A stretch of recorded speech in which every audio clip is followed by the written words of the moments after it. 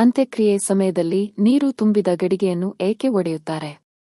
ಅಂತ್ಯಕ್ರಿಯೆ ಸಮಯದಲ್ಲಿ ನೀರು ತುಂಬಿದ ಗಡಿಗೆಯನ್ನು ಒಡೆದು ಹಾಕುವ ಪದ್ಧತಿ ಭಾರತೀಯ ಸಂಸ್ಕೃತಿಯಲ್ಲಿ ವಿಶೇಷ ಮಹತ್ವವನ್ನು ಹೊಂದಿದೆ.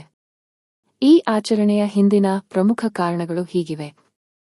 1. ಪಂಚಭೂತಗಳಲ್ಲಿ ಲೀನವಾಗುವ ಸಂಕೇತ. ಶರೀರವು ಪೃಥ್ವಿ, ಜಲ, ವಾಯು, ಅಗ್ನಿ, ಆಕಾಶ ಎಂಬ 5 ಮೂಲಭೂತಗಳಿಂದ ನಿರ್ಮಿತವಾಗಿದೆ. ವ್ಯಕ್ತಿಯ ಸಾವಿನ ನಂತರ ಶರೀರ ಈ ಪಂಚಭೂತಗಳಲ್ಲಿ ವಿಲೀನವಾಗುತ್ತದೆ ಎಂಬ ಭಾವನೆ ಇದೆ. ನೀರು ತುಂಬಿದ ಗಡಿಗೆಯನ್ನು ಒಡೆಯುವುದರಿಂದ ಜಲ ತತ್ವವನ್ನು ಮುಕ್ತಗೊಳಿಸಲಾಗುತ್ತದೆ.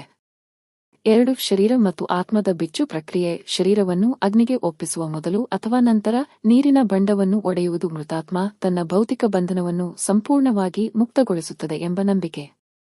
3. ಮರಣ ಮತ್ತು ಪುನರ್ಜನ್ಮದ ತತ್ವ. ಹಳೆಯದನ್ನು ತ್ಯಜಿಸಿ ಹೊಸದನ್ನು ಸ್ವೀಕರಿಸುವ ತತ್ವವನ್ನು ಈ ಕರ್ಮ ಪ್ರತಿನಿಧಿಸುತ್ತದೆ. ಗಡಿಗೆಯನ್ನು ಒಡೆದು ಅದರಲ್ಲಿರುವ ನೀರನ್ನು ಭೂಮಿಗೆ ಹರಿಸುವುದು ಜೀವದ ಅನಂತ ಚಕ್ರದ ಸಂಕೇತವಾಗಿ ಪರಿಗಣಿಸಲಾಗಿದೆ. 4. ಶುದ್ಧೀಕರಣ ಮತ್ತು ನವೀಕರಣ. ಮೃತ ವ್ಯಕ್ತಿಯ ಮನೆಯವರು ಅಥವಾ ಸಂಸ್ಕಾರದಲ್ಲಿ ಭಾಗವಹಿಸುವವರು ಆತ್ಮಶುದ್ಧಿಗಾಗಿ ಈ ಪ್ರಕ್ರಿಯೆ ನಡೆಸುತ್ತಾರೆ.